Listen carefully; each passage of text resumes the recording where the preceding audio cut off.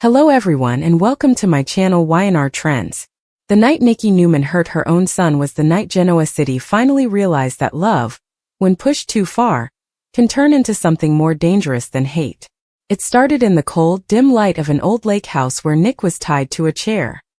His wrists were hurting from the thick ropes, and blood had dried on his temple. His breath was heavy as he looked at his mother in shock. Nikki, who was usually soft and full of guilt, stood still, eyes blazing with fear, sadness, and a truth she had kept hidden for years. Her voice trembled as she hit him, not with a slap at first but with sharp words.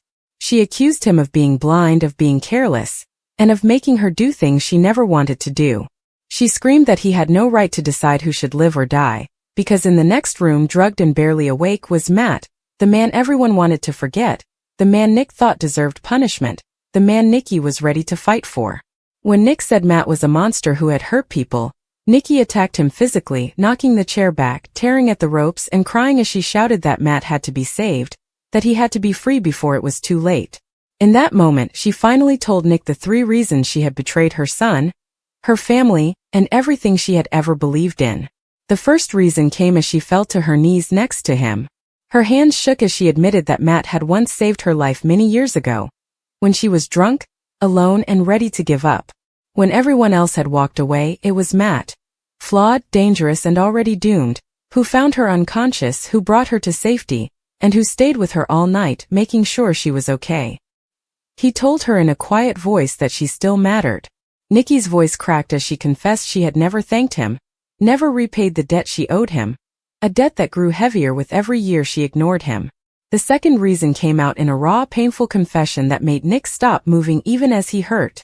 Nikki revealed that Matt wasn't just a bad person or a mistake, but a reminder of a secret she had hidden to protect her family's name. That secret was tied to a pregnancy she never told Victor about, a child she lost under unclear circumstances. No one had properly looked into what happened, but Matt was the only person who knew the whole truth, about the doctor who lied, about the bribe that kept her quiet, and about the possibility that the child never really died. Nikki cried that if Matt was killed or disappeared, that truth would die with him, forever hurting her soul and making Nick live a lie she couldn't keep. The third reason broke Nick completely. Nikki admitted that Matt was very sick, terminally ill, with only weeks left to live. Killing him now, letting anger or revenge decide his fate, wouldn't bring justice. It would only add more blood to their hands. Nikki screamed that she would not let Nick become a murderer, that she would not let her son carry that burden, and that she would not let Genoa City destroy another life just to feel strong. As she tore at the ropes binding Nick, cutting her hands in the process, she screamed for Matt to be free. Sirens were heard in the distance, and Victor's voice echoed in Nikki's memory. Nick's eyes burned with betrayal and sadness, because in saving Matt, Nikki was breaking his trust. As she finally untied Matt, helping him stand, whispering apologies, and promising him safety, Nick shouted that she was choosing a monster over her own child. Nikki turned to him with tears running down her face and said she was choosing love, mercy, and truth over fear, even if it meant losing her son forever. In that single long moment of chaos and confession, the young and the restless crossed a line that could never be undone. When Nikki hit Nick again, this time to stop him from calling Victor, she sealed the moment that would haunt them all.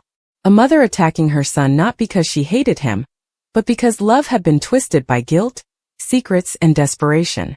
It proved that in Genoa City, the worst betrayals are never from enemies, but from those who love you the most. The next chapter started at dawn, but there was no real light in Genoa City. Only a weak fake glow that came through police tape and broken trust. By the time the sirens finally roared into the driveway of the lake house, Nikki had already disappeared with Matt.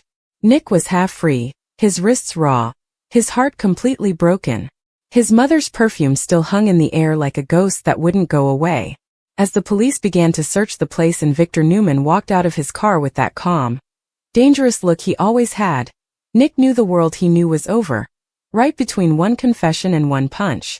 Victor looked at his son's bruised face and immediately knew, without anyone saying a word, that Nikki had gone too far, that even love wasn't enough to stop what she had done. As Nick stood there, shaking with anger and sadness fighting inside him, he finally understood the full weight of the 3 reasons Nikki had given him. They weren't excuses, they were triggers.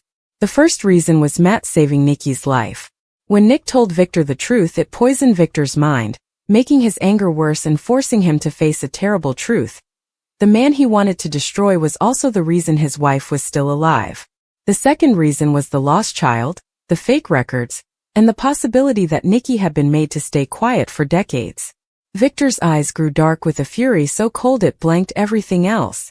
His mind began racing through names, hospitals, bribes, and ghosts that should have stayed buried. The third reason, the terminal illness, hit Nick hardest.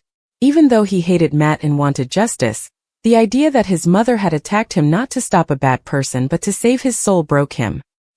He started wondering if he had already become the man she feared. As the sun slowly rose over the lake, Nick sat down in a chair, staring at his hands like they didn't belong to him. He realized Nikki hadn't just chosen Matt over him. She had stopped the cycle of Newman revenge, even though it meant ending her relationship with her son. Across town, hidden in a cheap motel with flickering lights and a smell of bad air, Nikki pressed cold towels against Matt's burning skin. Her hands shook as guilt and determination fought inside her. She knew what she had done would last forever. But as Matt woke and said he should have died, Nikki answered with quiet strength, saying mercy wasn't weakness and truth mattered, even if it broke you. As news spread through Genoa City like fire, Nikki Newman attacks Nick, Matt escapes. People started to change sides. Phyllis whispered to Daniel that nothing would ever be the same. Sharon felt a chill she couldn't explain. Victoria watched her family fall apart with the clear sight of someone who knew there was no fixing it. Victor was already moving, his promise not spoken but understood in the tight grip of Newman security across the city. Meanwhile, Nick sat alone at the lake house, finally letting the tears fall. He was mourning not just the betrayal but the mother he had thought he knew.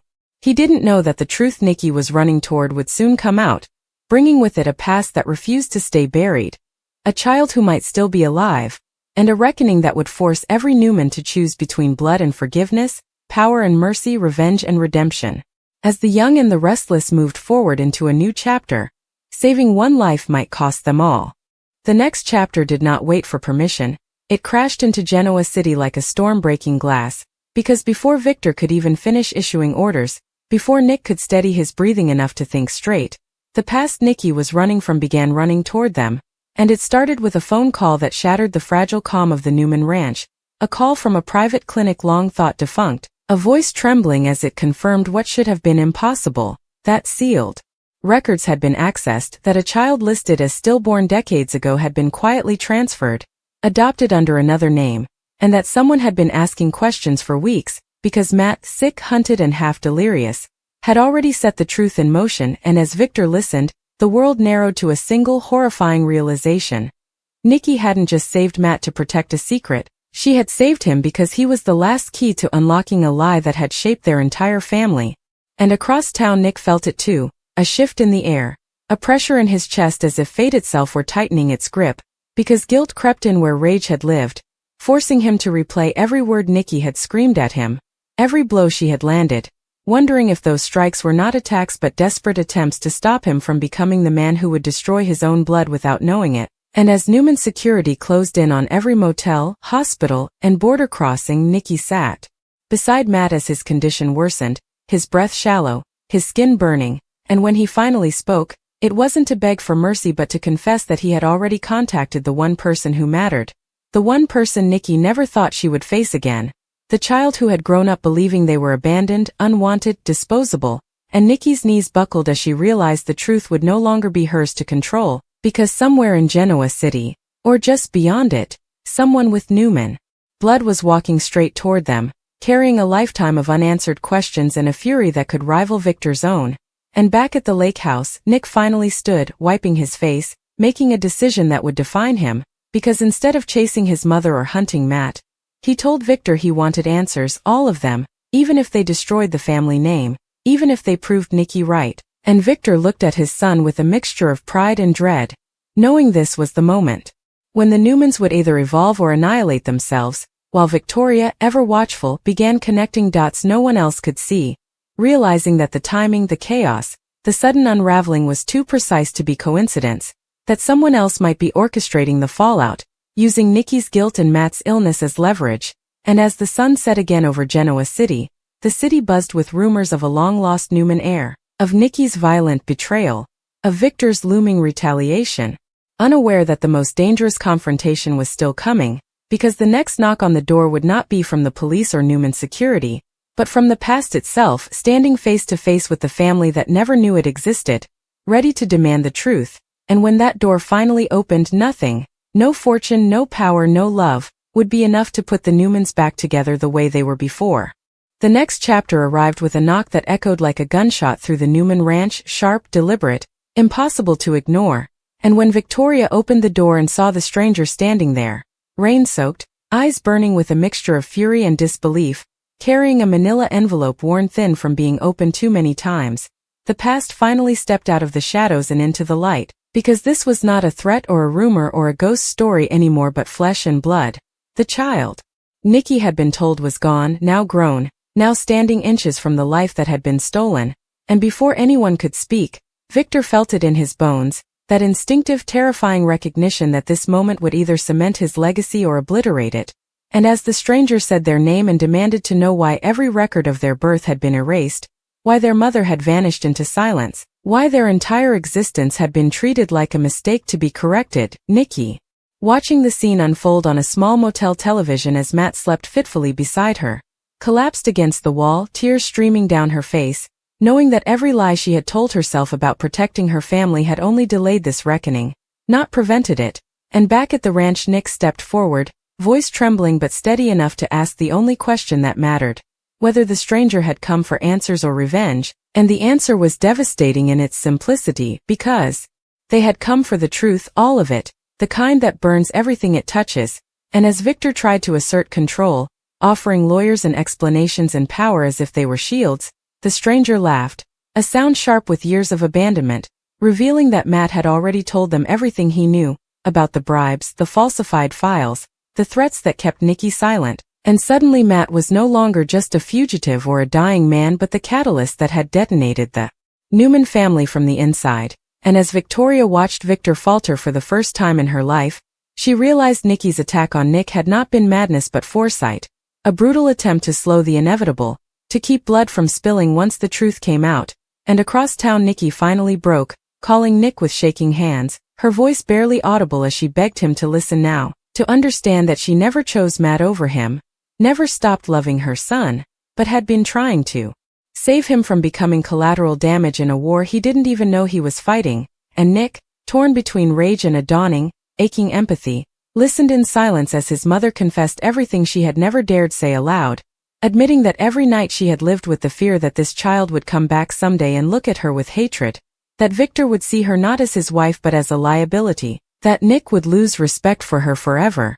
And when she finished, there was nothing left but sobs and the sound of Matt coughing weakly in the background, a reminder that time was running out.